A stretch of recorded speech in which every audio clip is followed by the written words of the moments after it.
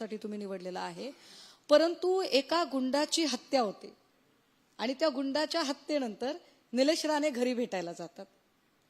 त्याच ठिकाणी इथे पुण्यामध्ये आतापर्यंत 3 ते 4 देशासाठी लढणारे जवान शहीद झाले, त्यांचे पार्थिव आले, किंवा आत्ता कालच्या हल्ल्यात 2 जण गेले. निलेश राणे तिथे भेटायला गेले नाही. तुम्ही काय संदेश देऊ इच्छिता? तुम्हाला काय संदेश द्यायचा आहे लोकांना? की गुंडाची हत्या झाली त्याच्या घरी तुम्ही भेटायला जाता आणि देशासाठी लढणारा जवान शहीद होतो त्याच्या घरी तुम्ही जात नाही.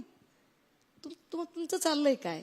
तुम्ही तिकडे हिंदू मुस्लिम करायला लागलात. अहो पण हेच पुणे आहे.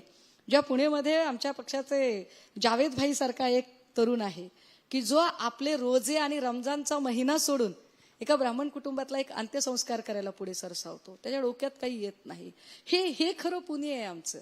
पण या पुण्यामध्ये अशी विषारी भाषा करणारे लोक जेव्हा येतात तेव्हा मला वाईट वाटतं आणि त्यांना दुर्दैवाने त्यांचे नेते समजावत नाहीत. हे त्याहीपेक्षा वाईट आहे की त्यांनी समजावलं पाहिजे की प्लीज इतकं नॉइझी होऊ नका, इतका गोंगाट करू नका.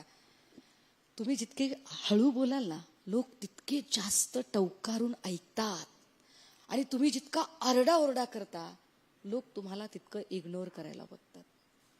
का शांतपणे बोललं जात नाहीये? पुण्याचा प्रॉब्लेम आहे. No horn please. गोंगाट करू नका इथे. हे शांत पुणे आहे. आणि या गोंगाटामध्येच पुण्याचा श्वास गुदमरतोय. पुणे जे असं